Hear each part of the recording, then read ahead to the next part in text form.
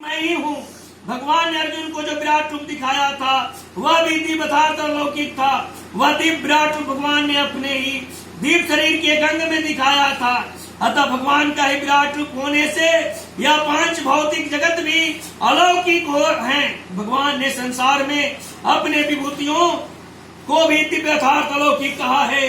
दिव्याह्यात्म विभूतया मम दिव्यानाम विभूति नाम।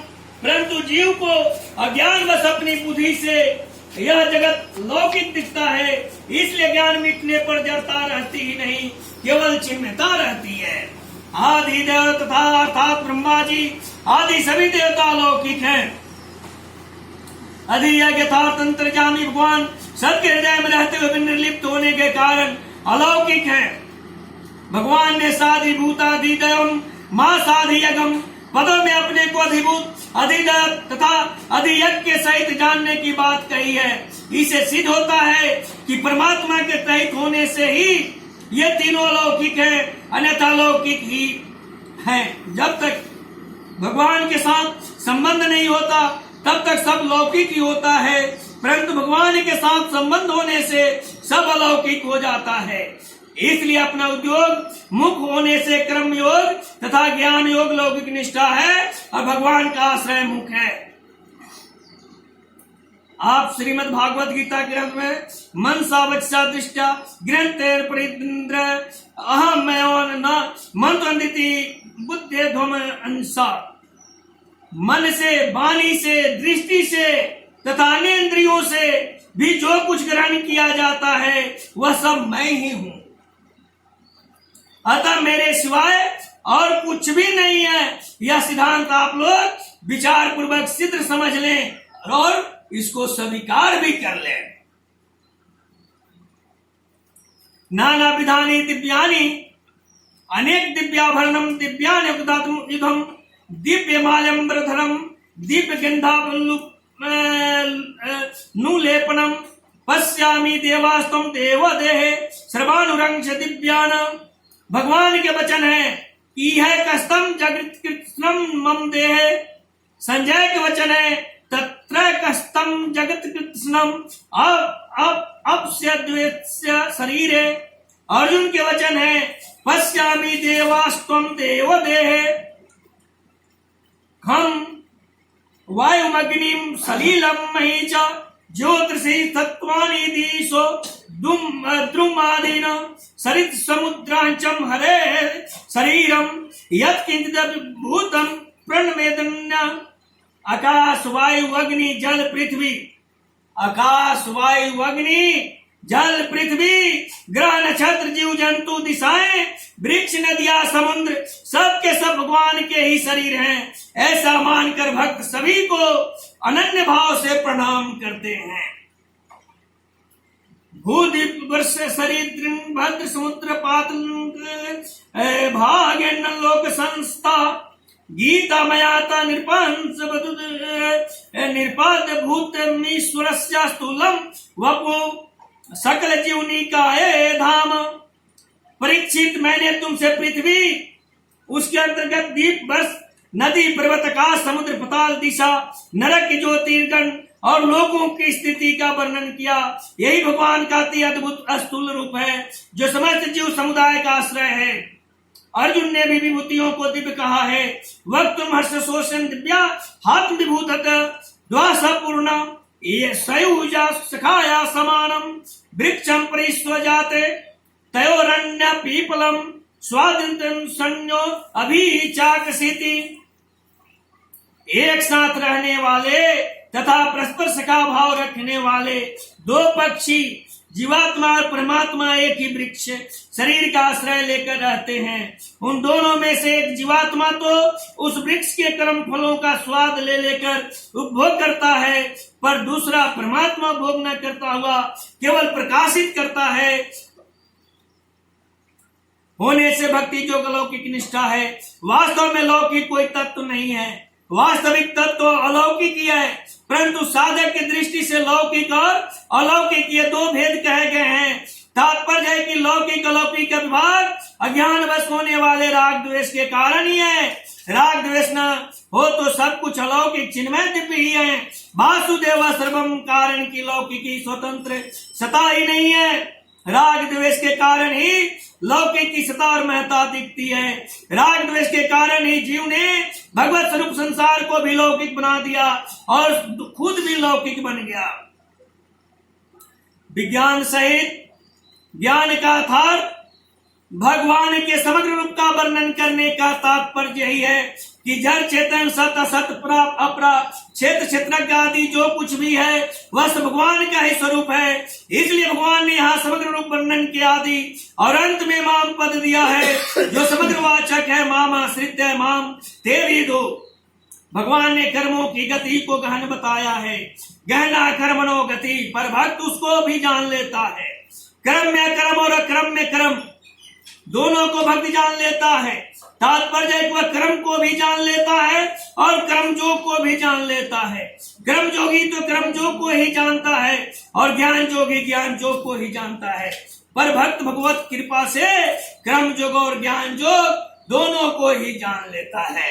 भक्ति में इतनी शक्ति है। इसी अध्याय के पहले श्लोक में आय योगम यून मद्राशय को यहाँ मामाश्रित्यम ये पदों से और म्या शक्तमना को यहाँ युक्त चेतसा पद से कहा गया है। तात्पर्य है कि मेरा आश्रय लेने से भक्त को कर्म योग तथा ज्ञान योग की भी सिद्धि हो जाती है, अर्थात वे दोनों के फल रूप ब्रह्म को भी जान लेते हैं। ते ब्रह्म तद्विदु, और मेरे समग्र रूप को भी जान लेते हैं। माते विदु। प्रयाण काल अपि में अपि पद देने का तात्पर्य है कि वे भक्त मेरे को पहले भी जानते हैं और अंत काल में भी जानते हैं, अर्थात उनका ज्ञान कभी लुप्त नहीं होता।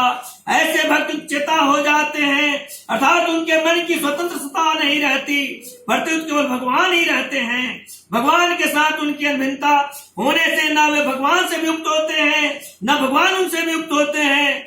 ऐसे चेता भक्त अंत काल में कुछ भी चिंतन होने पर भी जो भ्रष्ट नहीं होते, परंतु भगवान को ही प्राप्त होते हैं।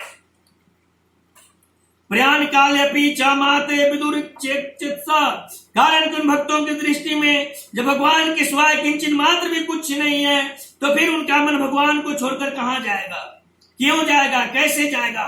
उनके मन में कुछ भी चिंतन होगा तो भगवान का ही चिंतन होगा, पर उनका मन विचलित कैसे होगा और मन के विचलित हुए बिना यह जो भ्रष्ट कैसे होगा। कारण की कर्म सापेक्ष साधन में योग से मन से के विचलित होने पर ही मनुष्य जो भ्रष्ट होता है। जोगान चलित मानस, परंतु सब जगह भगवान को देखने वाले का भगवान से नित्य योग रहता है। भगवान ने कुछ भक्त तो मुक्ति चाहते हैं, जरा मरण मोक्षाय, और कुछ भक्त प्रेम चाहते हैं। माते विदुर चेतसा, मुक्ति चाहने वाले भक्त कर्म योग और ज्ञान योग को जान लेते हैं, पर प्रेम चाहने वाले भक्त स्वयं समग्र भगवान को जान लेते हैं। मां विदु, भगवान अपने प्रेमी भक्तों को कर्म योग, बुद्धि योग और ज्ञान योग दोनों प्रकार प्रदान कर देते हैं। जरा मरण रूप बंधन और मुक्ति दोनों ही अलौकिक है, पर प्रेम अलौकिक, यद्यपि साधन भक्ति भी अलौकिक है, तथापि उद्देश्य अलौकिक होने से वह अलौकिक साध भक्ति में चली जाती है। भक्त्या संजात्या भौत्या,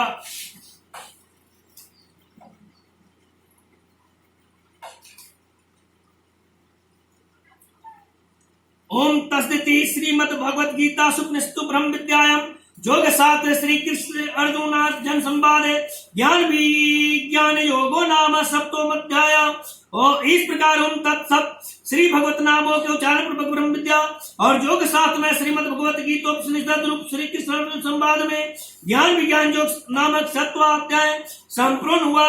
इस सातवें अध्याय में ज्ञान और विज्ञान का वर्णन किया गया है। भगवान इस संपूर्ण जगत के महाकारण है, ये दृढ़ता पूर्वक मानना ज्ञान है। ऐसे ही भगवान के सिवाय कुछ भी नहीं है, ऐसा अनुभव हो जाना विज्ञान है। ज्ञान और विज्ञान से परमात्मा के साथ नियुक्त का अनुभव हो जाता है, अर्थात मैं भगवान का हूँ और भगवान मेरे हैं। इस परम प्रेम रूप नित्य संबंध की जागृति हो जाती है।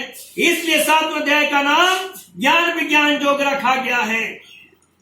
7वें अध्याय के पद, अक्षर और वाक्य। इस अध्याय में 7वें अध्याय के 3 श्री भगवान उचाच के 2 श्लोक और 406 और पुस्तिका के 13 पद हैं। इस प्रकार संपूर्ण पदों का जो 426 है। अतः 7वें अध्याय के 7 श्रीमद् भगवान उवाच ये 7 श्लोक के 960 और पुस्तिका के 48 अक्षर हैं। इस प्रकार संपूर्ण अक्षरों का जो 1022 है। इस अध्याय के सभी श्लोक 32 अक्षरों के हैं। इस अध्याय में एक वाच है, श्री भगवान उवाच। इस अध्याय के 30 श्लोक में से 6ठे श्लोक के 3 चरण में और 14 श्लोक के 1 चरण में नगन प्रयुक्त होने से न विपुला, 11वें श्लोक के 3 चरण में और 25वें श्लोक के 1 चरण में मगन प्रयुक्त होने से म विपुला, 17वें श्लोक के 1 चरण में रगन प्रयुक्त होने से र विपुला तथा 19वें और 20वें श्लोक के 3 चरण में भगन प्रयुक्त होने से भ विपुला संज्ञा वाले छंद है। शेष 23 श्लोक ठीक पथ्यावत्र अनुष्टुप छंद के लक्षणों से युक्त है। 7वें अध्याय जो हम लोगों ने सुना, पूरा हमारे जो साथी हैं, जो श्रीमद् भागवत गीता सुन रहे हैं, वो YouTube पर सुन रहे हैं, Facebook पर सुन रहे हैं, WhatsApp पर सुन रहे हैं, उनके लिए 7वें अध्याय का सार ये मुख्य रूप से अपने अंदर लेने की बातें हैं। वह ध्यान से सुनिए। भगवान की 2 प्रकृतियां हैं, अपरा और परा। संसार अपरा प्रकृति है और जीव परा प्रकृति है। अपरा प्रकृति जड़ तथा निरंतर परिवर्तनशील है और परा प्रकृति चेतन तथा नित्य अपरिवर्तनशील है। भगवान ने परा और परा दोनों को अपनी ही प्रकृति तथा स्वभाव बताया है। इत्यम में पाराम। भगवान का स्वभाव होने से अपरा प्रकृति की स्वतंत्र सत्ता नहीं है, परंतु जीव अपरा को सत्ता और महत्ता देकर उसके साथ अपना संबंध जोड़ लेता है। यह संबंध जीव 2 प्रकार से मानता है। पहला है अहंता पूर्वक, जैसे मैं शरीर हूं, और दूसरा है ममता पूर्वक, जैसे शरीर मेरा है। यह माना हुआ संबंध ही संपूर्ण प्राणियों के उत्पन्न होने में कारण है। कारणम गुण संगोच्च सद सद्योनि जन्मसु। वास्तव में संपूर्ण जगत के कर्ता, कारण तथा कार्य एक भगवान ही है। भगवान के सिवाय दूसरा कोई है ही नहीं। मक्ता परतरम नान्यति किंचित दस्ति। यह सिद्धांत है कि सत्ता एक ही होती है, 2 नहीं होती। अतः एक भगवान ही अनेक रूप में प्रकट हुए हैं। आकाश, वायु, तेज, जल और पृथ्वी, ये 5 महाभूत तथा इनके कार्य, शब्द, स्पर्श, रूप, रस और गंध, ये 5 विषय, इन सब के मूल कारण ही है। भगवान ही संपूर्ण प्राणियों के अनादि रूप, रस और गंध, ये 5 विषय, इन सब के मूल कारण भगवान ही है। भगवान ही संपूर्ण प्राणियों के अनादि तथा विनाशी बीज हैं। तात्पर्य कि सृष्टि में जो कुछ भी क्रिया, पदार्थ, भाव आदि देखने, सुनने, समझने में आते हैं, उन सब के बीज एकमात्र भगवान ही है। कारण ही कार्य रूप में परिणत होता है। अतः कारण की तो स्वतंत्र सत्ता होती है, पर कार्य की स्वतंत्र सत्ता नहीं होती। इसलिए अगर कोई साधक कार्य में भगवान को प्राप्त करना चाहे तो उसको भगवान नहीं मिलेंगे। न तुम ते सूते मई। जो सबके कारण भगवान के शरण होते हैं, उन्हीं को भगवान मिलते हैं।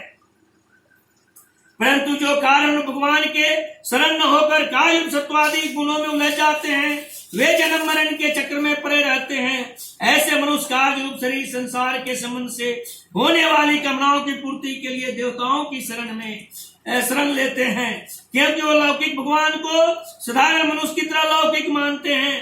परंतु जो मनुष्य तीनों गुणों से मोहित नहीं होते, वे भगवान की शरण लेते हैं। ऐसे भक्तों के 4 भेद होते हैं, अर्थार्थी, आर्थ, जिज्ञासु और ज्ञानी। इन शरणागत भक्तों में भी जो सब कुछ भगवान ही है, इस प्रकार भगवान के शरण हो जाता है, वह महात्मा भक्त मुक्त पुरुषों से भी श्रेष्ठ होने के कारण दुर्लभ है। वह महात्मा भक्त भगवान की कृपा से अपराशय भगवान के समग्र रूप को जान लेता है, जिसको जानने पर भी कुछ भी जानना शेष नहीं रहता, क्योंकि उसके सिवाय अन्य कोई चीज है ही नहीं। उसका भगवान के साथ आत्मीय संबंध हो जाता है, जिससे प्रतिक्षण वर्धमान प्रेम की प्राप्ति हो जाती है। इस प्रेम की जागृति में ही मनुष्य जन्म की पूर्णता है। एक अपरा प्रकृति है, एक परा प्रकृति है और एक परा के मालिक परमात्मा है। संपूर्ण शरीर संसार प्रकृति के अंतर्गत और संपूर्ण शरीर प्रकृति के अंतर्गत आते हैं। इसका